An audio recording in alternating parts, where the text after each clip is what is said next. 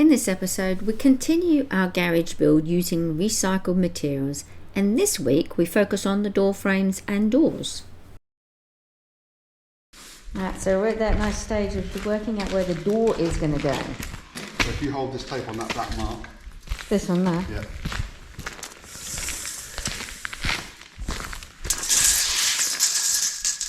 Yeah, that's right. So I made it 2.8. And then we want to, how tall we want the door to go. Can't go any taller than that, can it? No.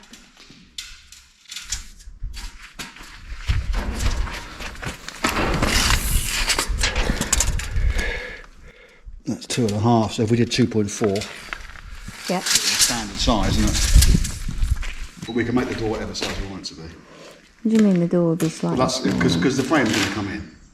Oh, yeah, okay.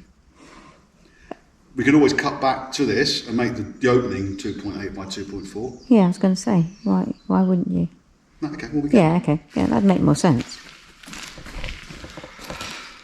The only problem I've got is they didn't have 3.6s.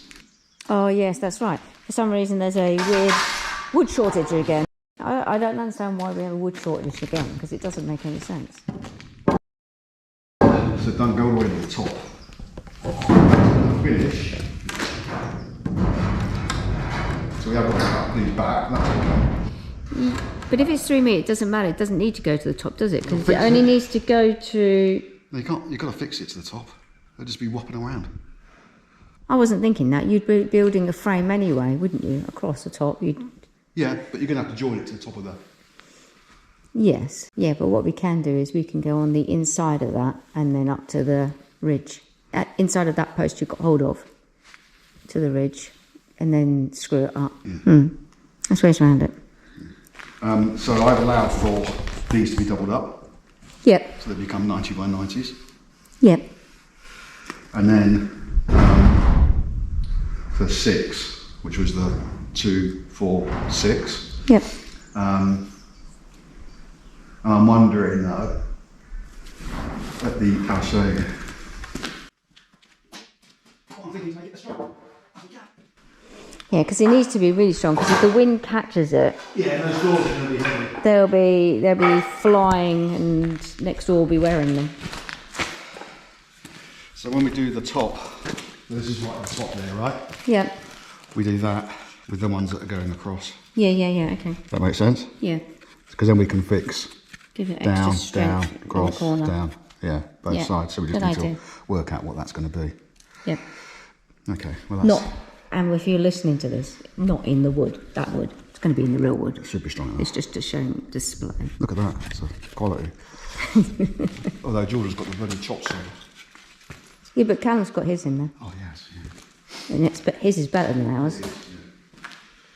So that's what I was thinking at the top, and we can make that up and square it up on the ground, and we can brace the corners with some offcuts. Yep. To keep it square, and then build around it. Good idea.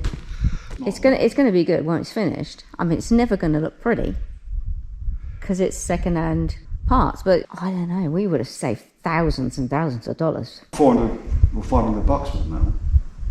The metal sheeting, yeah, the metal sheeting and the blue interior bits. $4,000 to buy it new. And the rest. That didn't include windows or a door. No. So we have way too many sheets as well for what we need. So I have lots of plans for all these sheets later. So they're all going. My plan is I'm going to trim them to this height, and I'm going to make them into small, narrow veggie boxes to put in the veggie patch. And I'll probably put my berries and things like that in there. I don't know. I haven't worked it out yet, but it's whole along the edge, along the fence line. There is plenty of space for them, so I've got lots of ideas of what to do with them. And I also want to use the other bits of leftovers. I'm going to put them up in the compost bin as well, up there, to make that bigger and better. So it will never get wasted. All right, let's talking more building.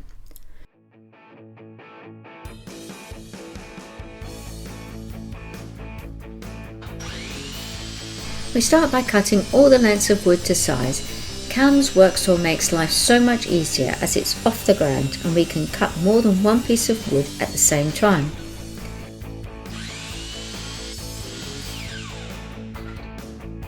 And it doesn't take long to screw the 4 pieces together to make the start of the frame.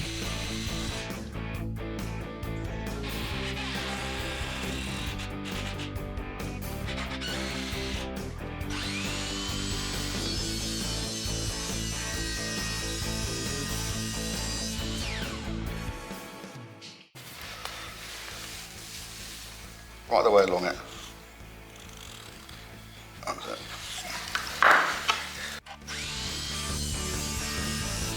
We start pre-drilling the holes on the bench, mainly because it's easier and also because bending down repeatedly is now considered a full-time workout.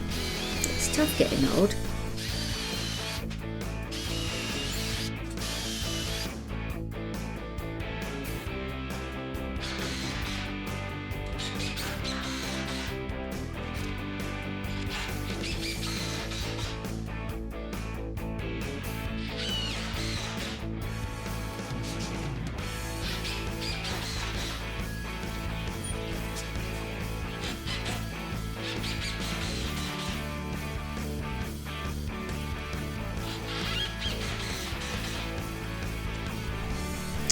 With one side done, we repeat the process for the other side, because if there's one thing we love, it's doing the same job twice.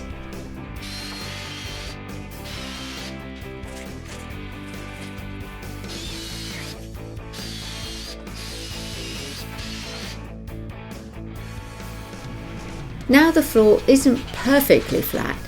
Shocking, I know. So we use plastic spacers to level everything out. We'll fix the floor properly later, but to be fair, this is already a massive upgrade from the premium dirt and gravel flooring we had before. It was very rustic and very outdoorsy.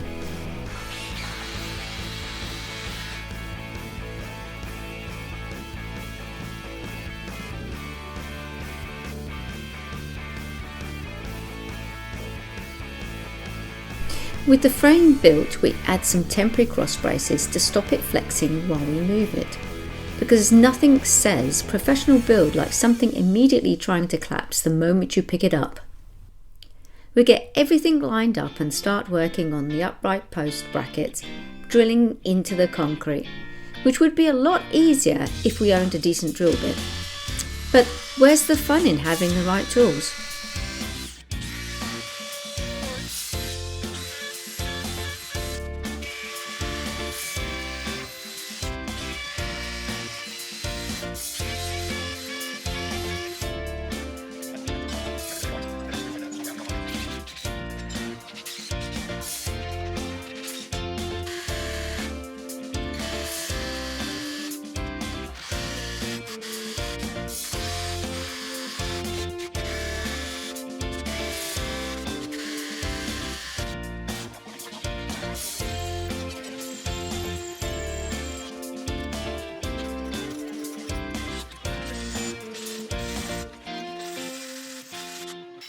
Alright, so we've managed to only get one screw in, and that's because we think the previous owner must have had a whole heap of rebar, and that's what we're hitting metal, and for some reason it just refuses to drill holes. And we've got through about 4 drill bits, so never mind. It should be strong enough because we'd be able to connect to this metal post here. It's not going to be a problem with flexing and moving too much. So with the cross braces in place, we start fitting the door frame to the garage frame, and to give it that extra strength we add some metal bracing, because if in doubt, add more metal. A quick check to make sure it's upright, because that's always a bonus.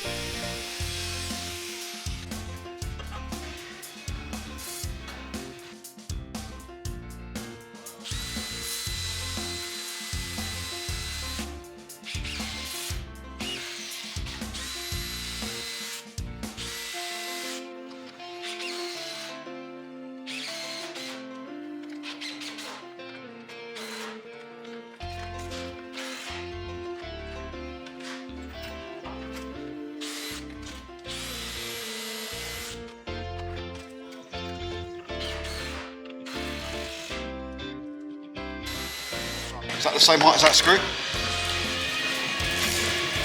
Yeah, it is, isn't it? Is that lower? Which one's the lowest one?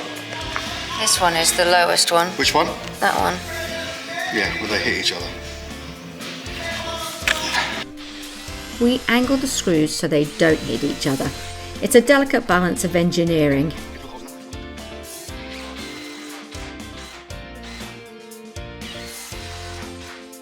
While Andy finishes one side, I jump onto the other. Teamwork makes the dream work, or at least makes the job slightly faster.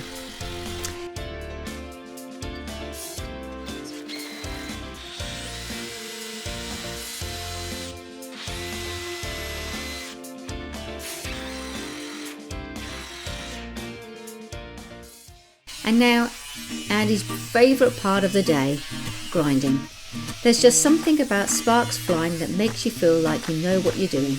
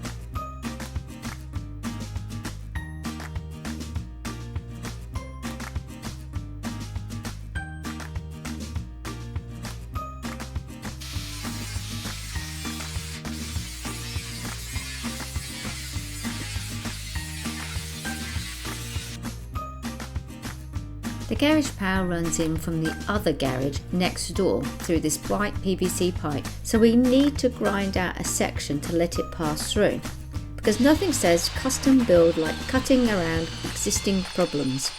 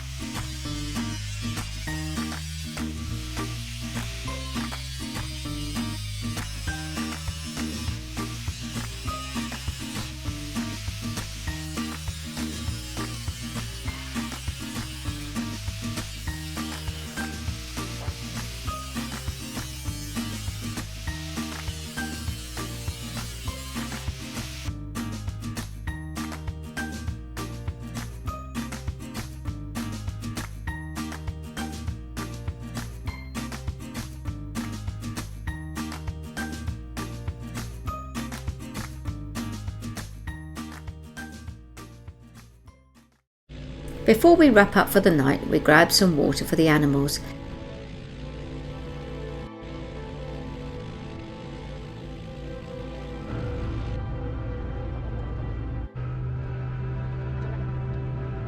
Then it's time to sit back, relax and enjoy a well-earned cup of tea whilst watching the sunset. Honestly, this is the best part of the day. So the upright space is 2420. So we want the upright of each door to be 2410, but the frame's going to sit on it, and this is 35. So to get to the 2410, we need to take off 70, so 23, 40. Just double check that. 2340 plus the 70 gives me 2410. Plus the 10 gives me 2420. So these need to be 2340. And we need 4 of them. That's my job. Can be. I know you don't like doing this, I would cut them together. because we need to have them exactly. It doesn't matter that they're out a couple of mil, but as long as they're all out a couple of mil. And we've got the right machine to do it, so.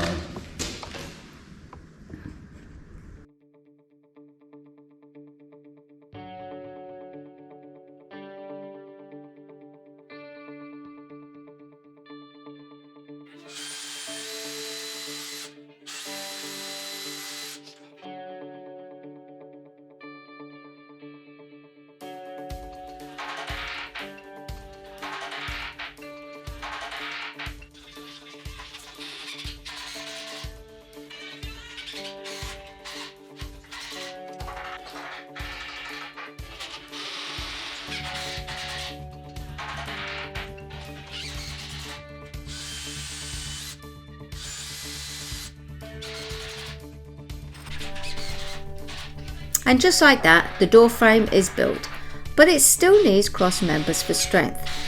So in true recycling fashion, we grab some old roof buttons and give them a second life. With the door frames done, we countersick the hinges into place because we're fancy like that.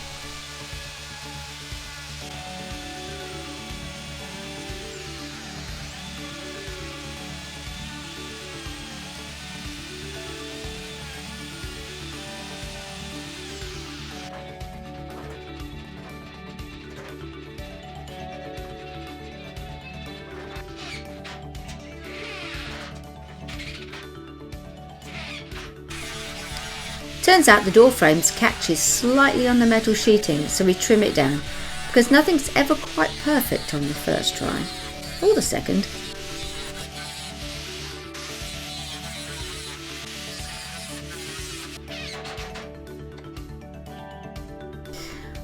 And no, the lights aren't flickering, that's just the camera. Not ghosts, not electrical issues, although a haunted garage would explain a few things. The next morning, it's absolutely pouring down, but the build must go on. And technically, we should be dry inside. Yeah, well, add that fix to the list.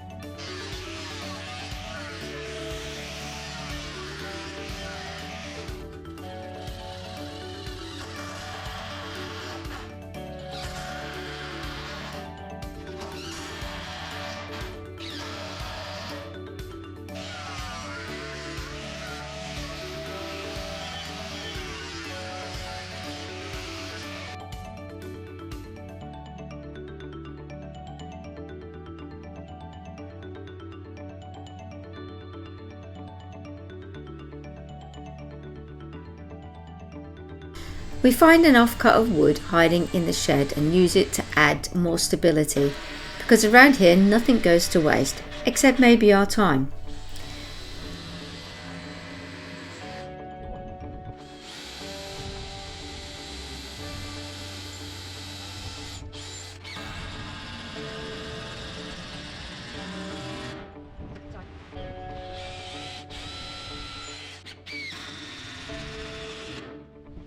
Woohoo! Right, shut the door before the rain comes in. Look at that, it works. It's not bad, is it? It's not quite the same, but there's that. Now, slight confession. In the excitement of finishing the door, we forgot to film putting on the metal sheets. But honestly, if you've made it this far, you've earned the right to just imagine it. And in true recycled style, we've gone all out on the details. The handle, an old motorcycle rear sprocket. Inside a latch system with an old engine pistol as a pull handle attached to a recycled rope. Because why buy hardware when you can make something a lot more interesting out of quirky old stuff? We roll out the metal flashing along the back of the garage and cut it to length, leaving enough overhang to fold over around the corners. whilst I guide and push it from the outside and he pulls from inside the garage. So the flashing doesn't blow around in the wind or small critters start climbing underneath to make it their shelter, we glued the flashing down with mastic.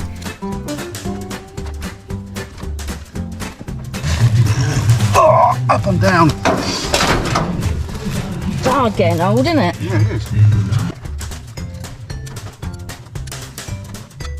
And fold the edge over to stop any water running back underneath.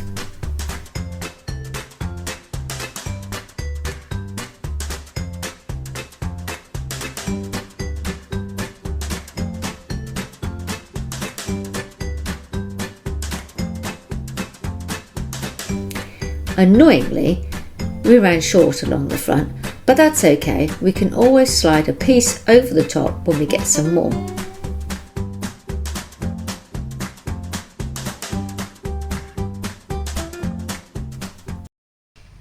So on the inside, we turn the metal sheet up and that stops the water coming down the wall and then coming in through onto the floor in here.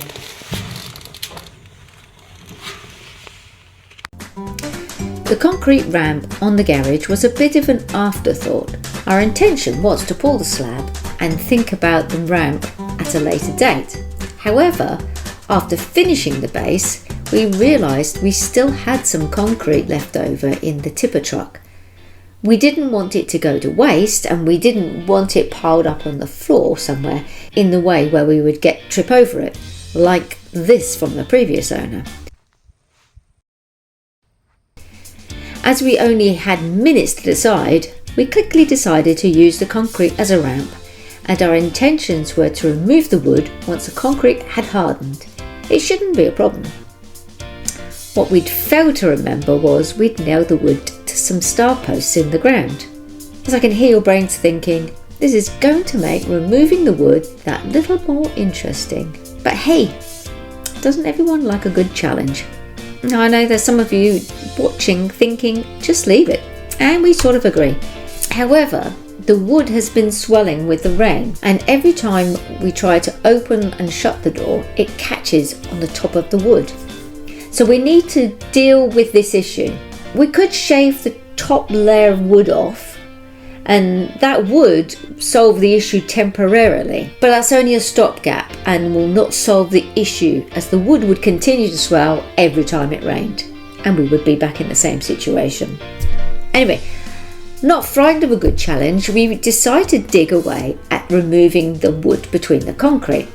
It was a bit of a challenge, and we even managed to use pretty much every tool in the garage to dig the wood out. But we finally got there.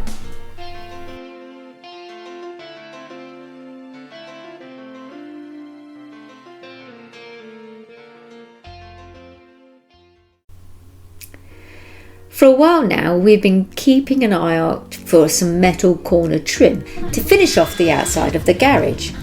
But that seems to be like gold dust in the reclamation yard in town. So for now, we will have to do with this plastic strip from Bunnings.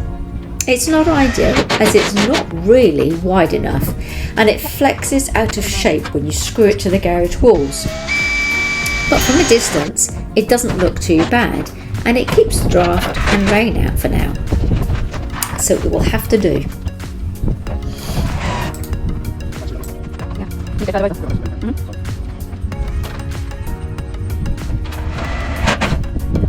There's still plenty left to do, but that's a problem for future us. Anyway, that's it for this week. Hope you enjoyed the project, and we'll see you in the next one.